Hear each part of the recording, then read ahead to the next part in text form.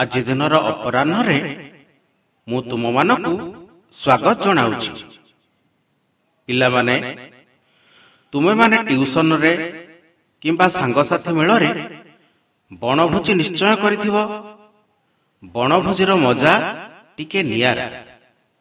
କିଏ ପାଣି ଆଣିଥିବ, କିଏ ପରିବା କାଟିଥିବ, କିଏ କାଠ ଆଣିଥିବ ଇତ୍ୟାଦି। ପିଲାମାନେ, ଆଜି ମୁଁ ତୁମକୁ ତୃତୀୟ ଶ୍ରେଣୀ ଜଣା ଅଜଣା ବହିର ତୃତୀୟ ପାଠ ବଣଭୋଜି ବିଷୟଟିକୁ ଉପସ୍ଥାପନ କରୁଅଛି। ମନ ଦେଇ ଟିକିଏ ଶୁଣ।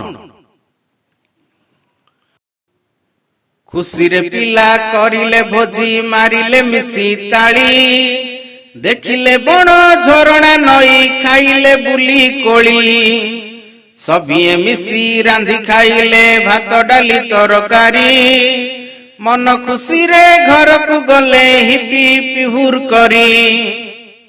ପିଲାମାନେ, ତୁମେ ତ ବଣଭୋଜି କରିଥିବ। ଏଇଠାରେ ଦେଖ ବଣଭୋଜିର ଚିତ୍ରଟିକୁ। ଏଥିରେ ପିଲାମାନେ କଣ କଣ ରାନ୍ଧିଥିବେ ଅନୁମାନ କରି ସାରଣୀଟି ପୂରଣ କର। ଭୋଜିରେ ରନ୍ଧାଯାଇଥିବା ଖାଦ୍ୟର ନାମ ହେଲା ଭାତ, ଡାଲି, ତରକାରୀ। ଏହି ଭାତ ଚାଉଳରୁ ହୋଇଥାଏ। ଏହାକୁ କୃଷକ ବା ଚାଷୀ ଯୋଗାଇଥାଏ। ଡାଲି ହରଡ଼, ମୁଗ, କୋଳଥ ଇତ୍ୟାଦିରୁ ହୋଇଥାଏ। ଏହାକୁ ଚାଷୀ ଯୋଗାଇଥାଏ।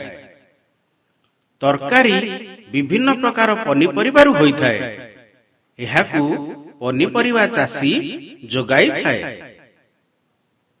ଏହା ଛଡ଼ା ତୁମେ ଆଉ କଣ କଣ ଖାଦ୍ୟ ଖାଅ? ଅନ୍ୟାନ୍ୟ ଖାଦ୍ୟ ଗୁଡ଼ିକ ହେଲା ଶାଗ, ମାଛ, ମାଂସ, ଅଣ୍ଡା, ପନିର, ପାମ୍ପଡ଼, ସାଲାଡ, ଖିରି, ପୁରୀ, ରୁଟି ଇତ୍ୟାଦି। ପିଲାମାନେ, ଏଇ ଯୋଉ ଚିତ୍ରଟି ଦେଖୁଛ, ଏହାକୁ ତୁମେ ରଙ୍ଗ କରିବ। ଆମେମାନେ ବିଭିନ୍ନ ପ୍ରକାର ଖାଦ୍ୟ ପାଇଁ ଫସଲ ଉପରେ ନିର୍ଭର କରୁ।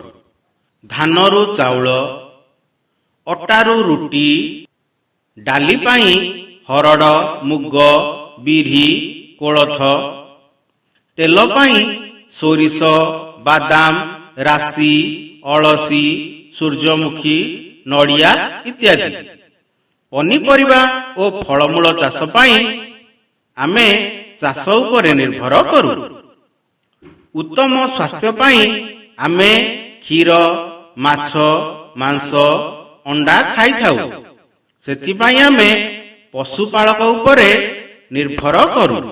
ନିମ୍ନଲିଖିତ ମଧ୍ୟରୁ କେଉଁ ଲୋକ କଣ ଯୋଗାଇଥାନ୍ତି ଏଠାରେ ଲେଖ। ଚାଷ କାମ କରୁଥିବା ଲୋକ ଆମକୁ ଫଳ ଓ ପନିପରିବା ଯୋଗାଇଥାନ୍ତି।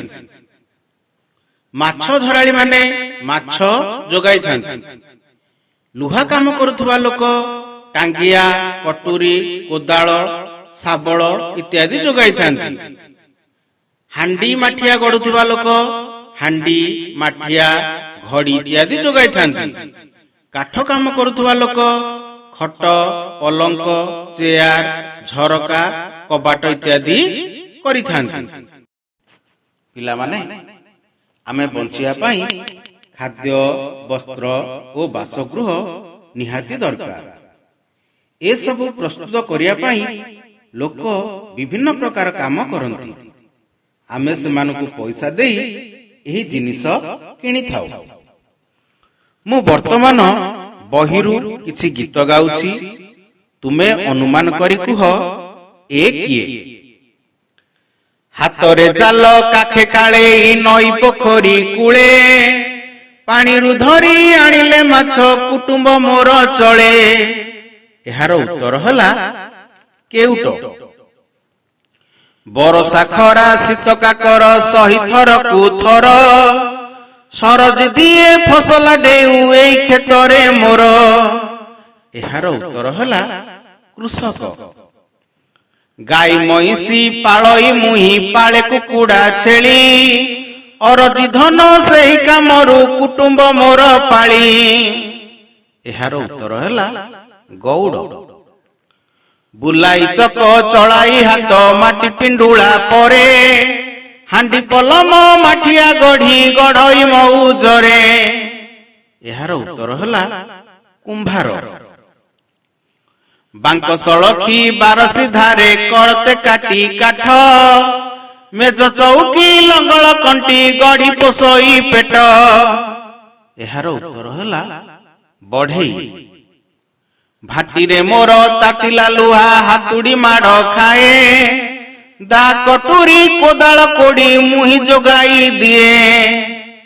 ଏହାର ଉତ୍ତର ହେଲା କମାର।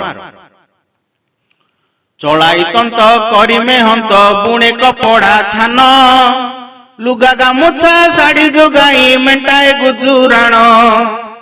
ଏହାର ଉତ୍ତର ହେଲା ତନ୍ତୀ। କିଛି ପ୍ରଶ୍ନ ଉତ୍ତର। କ ସ୍ତମ୍ଭ ସହ ଖ ସ୍ତମ୍ଭର ମିଳନ କର।